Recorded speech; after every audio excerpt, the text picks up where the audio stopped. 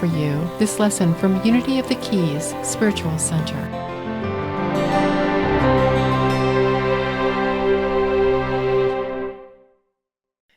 And hello again. So last week, we began this exploration and experimentation with the Tree of Contemplative Practices. And another way to think about this in a more maybe familiar term is a tree of mindfulness practices. Mindfulness is a state of being present and aware of your thoughts and your feelings and your body without judgment. They are practices that open us up to the awareness of our oneness with all others, with spirit, and with the world. They are practices that move us out of our ego and carry us on the path to personal transformation. We are doing something big here, and you are each a part of it. Now, Maya Dewar created this concept back in 2002 as a way to present and explain and group the various mindfulness practices from a wide range of spiritual or religious backgrounds, a way to visually grasp how expansive and truly inclusive these practices are. And the Tree of Contemplative Practices was born. What the tree does so well is to prioritize intention over form. Remember that. We are prioritizing intention over form. The tree allows people to see beyond a simple sitting meditation and to understand that a practice can take many forms. The tree also allows room for creativity. It's a living document, one that people can add onto or change in a way that speaks to them. You each have or can get a blank copy of the tree so that you can create your own over time as you determine what you find meaningful. We can do this independently, and hopefully we all will. And you can also join us on Wednesday evenings to explore these practices. The tree was never meant to be a definitive grouping etched in stone, but rather an organic, changing, evolving, energetic, and empowering group of meaningful approaches to mindfulness. It's an invitation, really, to explore what a practice means to each one of us and to determine what practice empowers and enlivens us. It can liberate us from narrow ideas of what contemplative or mindfulness practices are and help us find one or two or hopefully many that truly works for us. And with this discovery, rather than thinking that meditation is something we'll never be good at, we can embrace a practice and find ways, our own ways, to integrate it into our lives. Now, last week, I stated that the tree offers us a way to take back our power, to wake ourselves up, to cultivate a greater sense of who we are and who we came here to be. Remember, I said that we're here to wake up, to grow up, to show up, and to serve. And so this series is about us continually waking up and growing our personal practices. So let's take a look at the tree. I think we have one on a slide that we can put up for our folks to see. Just as a refresher, we're reminded that at the roots, at the base of the tree, that this represents these diverse practices having in common communion and connection, which is with the divine, with nature, with oneself and other people, and awareness. And this past week, our focus has been on the first branch on the left, stillness, committing to time in the silence. And we had our first Wednesday gathering to delve deeper into this practice. Now, if you missed last week's talk, I encourage you to listen to it when you have the opportunity. It's on our website, YouTube, Facebook, the usual places. Devoting consistent time in the silence is one of the greatest gifts that you can give to yourself and this world. Now, your ego may fight you on this. It's a guarantee that it will try. It might be coming up right now for you. I don't have time for that. I'm not good at it. I've never been able to quiet my mind. I don't know how to do it right. That is your ego attempting to prevent you from even trying. And we can choose to set the ego aside. If this is happening for you, or when this happens for you, try something like this. When you feel those objections coming up, okay, you feel them coming up, that's the ego disguised by what sounds like rational thought. Respond, perhaps with a smile in your voice, very gently, as if you're speaking to a small child. I see you. I recognize you. You are trying to keep me safe, and it's okay. You can relax. I've got this. I'll see you later. And then move forward with your plan to devote time to the silence. Now, the ego is persistent. It will try again and again to just absolutely convince you you don't have time for this. But now you know how to speak to the ego and to set it aside. Now, this silence can follow a prayer or a meditation, perhaps a guided meditation, but it is from the silence that we all benefit. Now, our deeper dive group of 8 last Wednesday had several great suggestions that I'm going to share with you. And yes, I've named the Wednesday evening group the Deeper Dive. And you too can dive deeper with us. So these are a few of those suggestions. For this time before entering into the silence, try a guided meditation, maybe from one of the meditation apps. Insight Timer is one that several of us use. Just remember to add time simply in the silence following the meditation. Now, there are also some of my recorded meditations on our website that you can access, along with a new self-healing meditation that I recorded a month or two ago.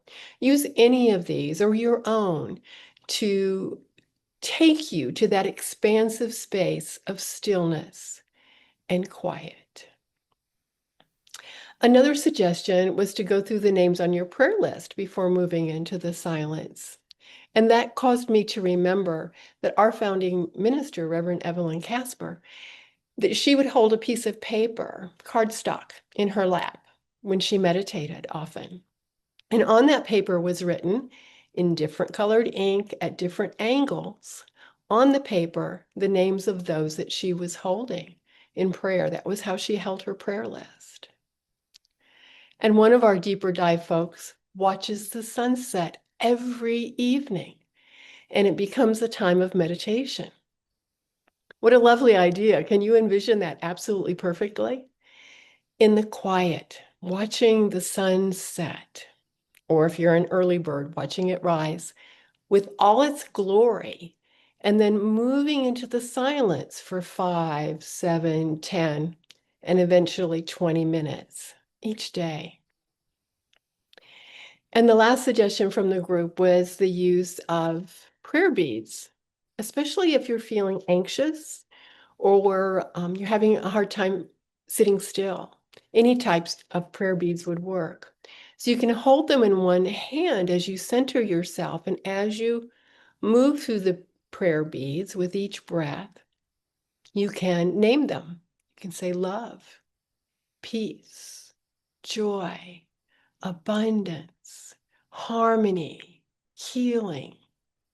And then when you run out of names, just allow the silence to be, simply be, moving yourself into that precious space of the silence. You can also use your breath to keep your mind from engaging. You can breathe in love, breathe out peace, breathe in love, breathe out peace, or whatever words are most meaningful to you. So continue with your commitment to devote time in the silence daily. This is the most important and powerful of the mindfulness practices. It will have the greatest positive impact on your life. And this sacred time in the silence takes you above the ego, touching your inner beingness, your Christ consciousness. Now, our deeper dive group chose to commit to one another how much time they would add to their daily practice of devoting time to the silence. Perhaps that would help you also. So today, before you leave the sanctuary, tell someone how many minutes you are devoting each day to the silence this week. If you don't know anyone to tell, our prayer chaplains are always available. And then they would be holding that intention with you and for you. Or text a friend or a family member. Text me. Tell someone else about your commitment. Commit to your commitment. So today we're moving to two new and different branches and looking at those practices. We are exploring the branches of generative and relational. Now, generative practices encompass loving kindness and compassion, meditations, and visualization. And relational practices include deep listening and storytelling. Now, these branches are not next to one another on the tree, but they make sense to me to be the next two for us to explore together. For I believe they move gradually and gently from our space in the silence, the stillness, to gentle mindfulness practices. So let's first look at the generative branches. We have a separate handout for you today that gives greater detail to all of these. And we also emailed them out to our Zoom folks. And if you are watching online and you would like some of these resources, simply email the church. So the first one is Lectio Divina under the generative branch. And that's Latin for divine reading. Consider this mindfulness practice, especially if you enjoy reading scripture. It's one of the methods we use in our Bible interpretation classes here at Unity, and the steps are on the handout, or you can find them by searching Lectio Divina. And there's visualization. We know how powerful our minds are. We can envision something, even a memory, and hold it and feel it, embracing it, and the mind responds as if you are there. And your body responds also by releasing endorphins, hormones that the body produces to reduce pain and improve our overall sense of well-being. And then there's beholding. Beholding is to look at something, to see the magic of what is. Beholding encompasses the ability to see with the lens of love what is. It is the ability to look past the ego mind, which is always clouded with fear, and to see the wonder of each person, their uniqueness, their strengths, and their weaknesses, and yet still honor their authentic being by seeing them with love. What you behold, you become. You develop into what you concentrate on, what you watch, what you listen to and associate with. And then there's loving kindness, meditation. It's also known as metta meditation. It's a practice focused on cultivating unconditional love and kindness towards yourself and others. And this practice aims to foster feelings of connection, reduce negativity, and promote overall well-being for ourselves and for others. And we'll be experiencing a loving kindness meditation today in our sacred time. Now, I added Tonglen, which is a Tibetan Buddhist meditation practice, focusing on cultivating compassion by envisioning taking in the suffering of others and breathing out relief and healing. It's a practice of taking and giving, where we visualize breathing in the negativity of what others are experiencing and breathing out light and positivity. This practice is designed to help develop empathy and cultivate a more open and compassionate heart. We'll experience Tonglen meditation together this Wednesday.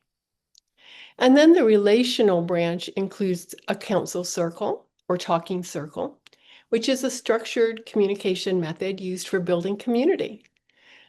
And our spiritual cafes are a form of talking circle where everyone adding and building the connection.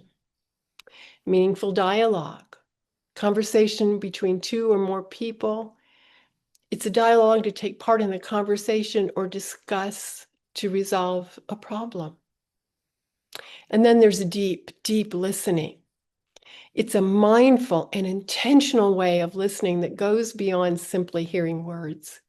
It involves actively focusing on the person speaking, understanding their perspective, and recognizing the deeper meaning and emotions and unspoken needs behind their words.